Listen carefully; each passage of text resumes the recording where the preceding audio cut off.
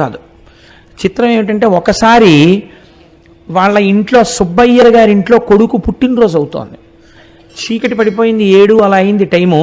ఒక్కసారి మేము గుళ్ళోకి వెళ్ళి నమస్కారం చేసుకొస్తాం, నువ్వు చదువుకుంటున్నావు కదా చదువుకుంటుండు అని చెప్పి అన్నం పెట్టేసి వాళ్ళ పిన్నమ్మ గారు, బాబాయ్ గారు, వెంకటరమణన్ యొక్క అన్నగారైనటువంటి నాగస్వామి, ఇతర కుటుంబ సభ్యులందరూ పక్కనున్న దేవాలయంలోకి వెళ్ళారు మధురలో. ఈయన్ని ఆ దిండిగల్లో దీపం తగ్గించుకుని పడుకోమన్నారు. నువ్వు చదువుకుంటుండు అన్నారు. ఈయన చదువుకుని కొంతసేపు అయిపోయిన తర్వాత నిద్ర వస్తోందని చెప్పి దీపం తగ్గించి నిద్రపోయారు. వాళ్ళు దేవాలయంలో దర్శనం చేసుకుని తిరిగి వచ్చారు. తలుపులు కొట్టారు, పెద్ద పెద్ద చప్పుళ్ళు చేశారు, అందరూ కలిసి అరిచారు, కేకలేశారు. ఊరంతా పోగొడిపోయింది. ఈయన మాత్రం నిద్ర లేవలేదు. ఇప్పుడు లోపలున్న పిల్లవాడికి ఏదో ప్రమాదం జరిగి ఉంటుంది అని ఆలోచించి ఈ అన్నగారైనటువంటి నాగస్వామి గోడ దూకి లోపలికి వెళ్ళాడు. గోడ దూకి లోపలికి వెళ్ళి తలుపులు తాళం తీశారు. బయట నుంచి తాళం తీసేటటువంటి స్థితిలో ఉన్న తాళం కప్పది. అదృష్టవశాత్తు ఊళ్ళో ఉన్న ఎవరి తాళం చెవో సరిపోయింది.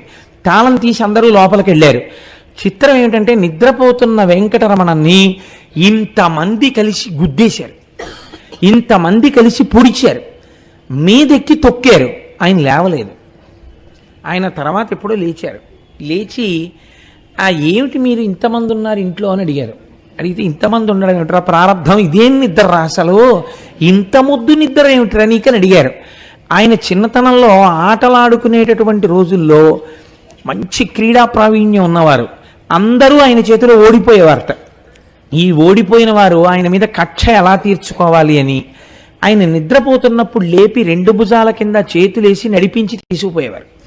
తీసుకుపోయి ఆ వైఘానది ఒడ్డున పడుకోబెట్టి కావలసినంత కుమ్మేసేవారు ఈయన నిద్రలో. ఎందుకంటే ఆయన లేచి ఉంటే కొట్టడం కష్టం. అందుకని నిద్రపోతున్నప్పుడు ఆయన్ని కుమ్మేసి వెళ్ళిపోయేవారు. ఆయన హాయిగా అలాగే పడుకుని లేచి వచ్చేసేవారు. అసలు అది చాలా అసాధారణమైనటువంటి నిద్ర. అటువంటి నిద్ర అలవాటు కలిగినటువంటి వ్యక్తి వెంకటరమణన్. ఈయన అప్పుడప్పుడు తర్వాత బాబాయ్ గారికి మధుర వెళ్ళినప్పుడు మధుర ట్రాన్స్ఫర్ అయింది, ఆ మధురలో చదువుకుంటుండేవారు. చదువుకునే రోజుల్లో ఈయన అప్పుడప్పుడు మాత్రమే వెళ్ళారు మీనాక్షి అమ్మవారి దేవాలయానికి. వెళ్ళేదో దర్శనం చేసుకుని వచ్చేస్తుండేవారు. ఆయనకి మధుర వెళ్ళినటువంటి రోజులలో ఉన్న అలవాటు ఏమిటంటే రాత్రి 10 అవగానే ఇంట్లో అందరూ నిద్రపోతుండగా ఓ తలగడా పెట్టి దాని మీద దుప్పటి వేసేసి అందరూ నిద్రపోయారన్న తర్వాత గోడ దూకి బయటికి వెళ్ళిపోయి ఈయన వెళ్ళిపోతూ ఇంకో పిల్లాడున్న ఇంటి గోడ మీద ఓ రాయి పెట్టేవారు. ఆ పిల్ల